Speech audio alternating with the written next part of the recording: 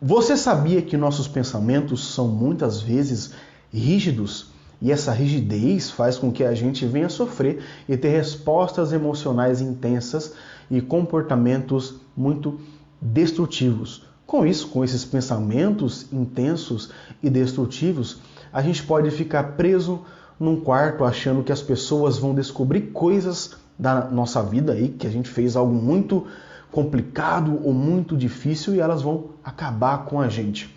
Sendo assim, a gente catastrofiza o mundo à nossa volta. A gente acha que as piores coisas irão acontecer e que tudo é ruim.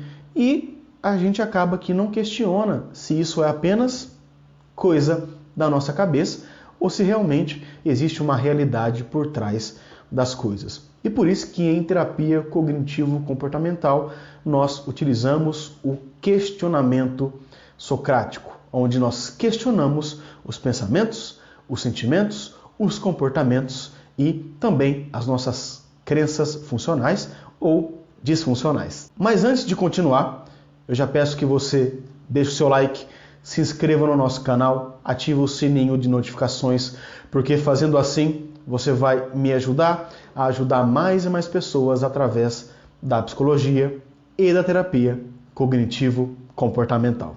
Mas como o nome já diz, questionamento socrático. Quem foi que propôs isso? O filósofo Sócrates, que propôs um questionamento intenso sobre determinado tema que as pessoas apresentavam para ele, levando assim a um confronto para o debate de percepções e interpretações cujo objetivo era levar a pessoa, levar o indivíduo a perceber as falhas em seu raciocínio, as falhas em suas falas, as falhas em seus comportamentos e pensamentos, porque ele visava solucionar com coisas mais reais e mais objetivas ali sobre o assunto que era proposto a ele, sobre o pensamento filosófico daquelas pessoas sobre aquela época então. Sendo assim, e devido à rigidez de pensamento, muitas pessoas esquecem de analisar se realmente existe certo sentido no que elas pensam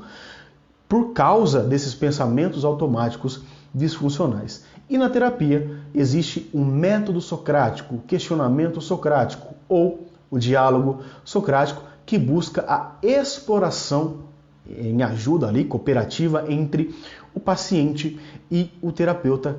E aí a gente busca analisar se realmente determinada coisa, comportamento, pensamento ou crenças são muito disfuncionais, se elas são realistas, se elas são irrealistas ou muito rígidas ao ponto de trazer aí coisas negativas para as vidas das pessoas então que buscam ajuda. Por isso que em terapia cognitivo-comportamental utilizamos a técnica do questionamento socrático.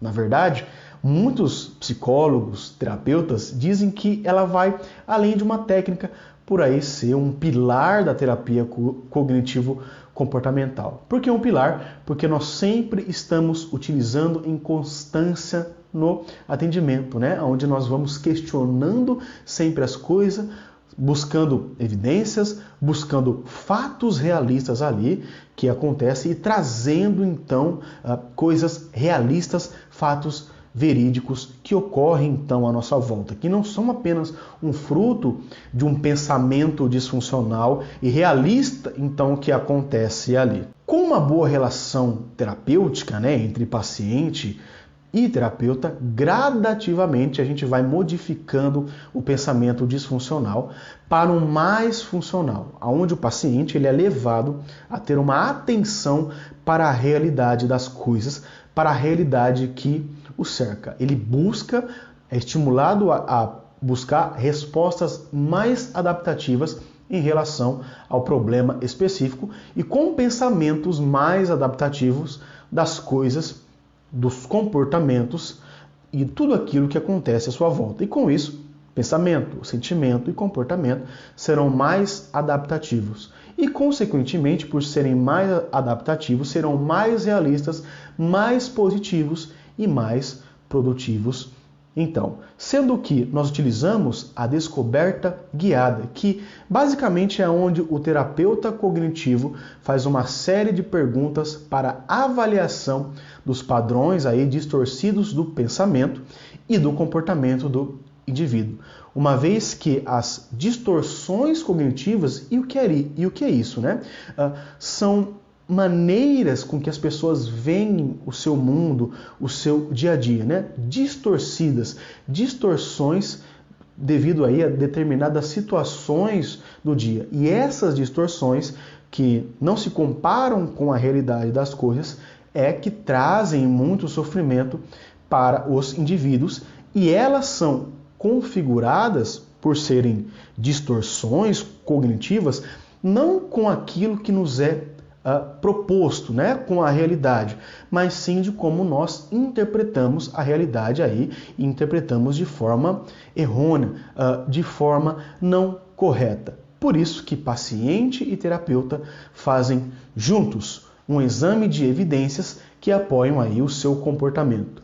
Seja esse comportamento muito mais realista, ou seja esse comportamento aí não tão realista assim. Porque com isso nós damos um novo norte, para que seja possível novas interpretações funcionais, utilizando muito, né, em terapia a pergunta: o que está passando pela sua cabeça quando você se sentiu assim? Quais foram os seus pensamentos com esses comportamentos?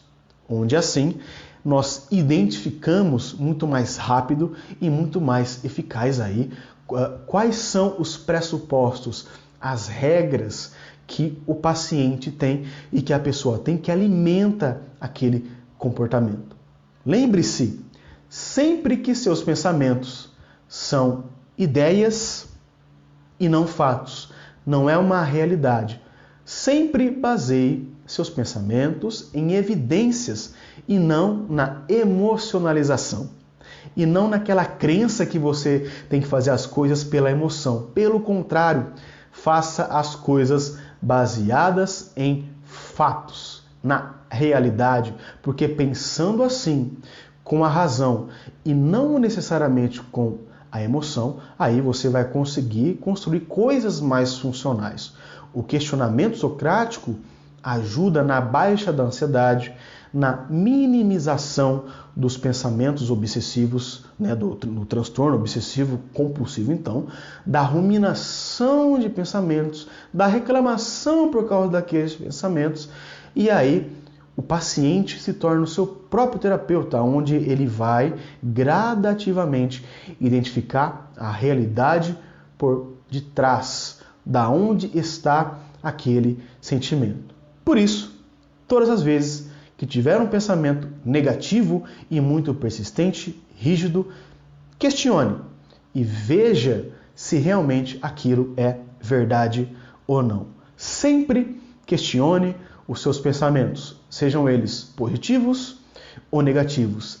Tente basear sempre a sua vida nos fatos, nas evidências e nas realidades das coisas.